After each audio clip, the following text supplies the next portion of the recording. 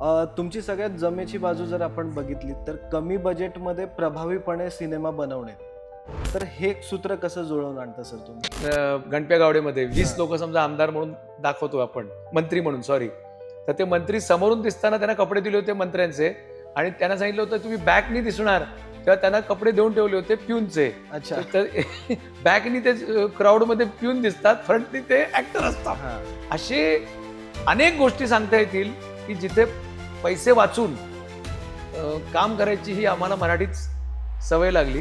हां. पण जेव्हा तुम्ही कास्टिंगला जर योग्य माणसं निवडलीत, त्यांचं बिहेवियर मिटिंगच्या वेळेला बघितलं की असं म्हणतात आमच्या क्षेत्रात की 19-20 ऍक्टर असेल तरी चालेल, पण स्वभावाने माणूस चांगला चांगला पाहिजे.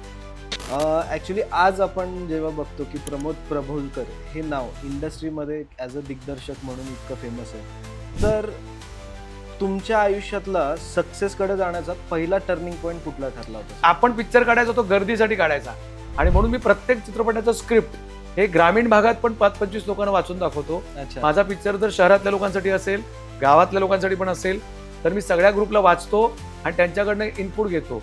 आपण एखाद्याला वशिल्याने नोकरीला लावू शकतो. वेगळं क्षेत्र आहे जिथे तुम्हाला कला ही दाखवावीच लागते. पण 10 वर्षात मी 50,000 रुपये कमवलेले आहेत. साधारण मी IIT VIT केलं असतं तर मी आज नक्कीच एक 50 लाखाचं पॅकेज त्या काळात घेतलं असतं, किंवा अमेरिकेत मी आजही सांगतो मी एवढा हुशार होतो अभ्यासामध्ये तर मी आज गुगल कंपनीचा CEO असतो.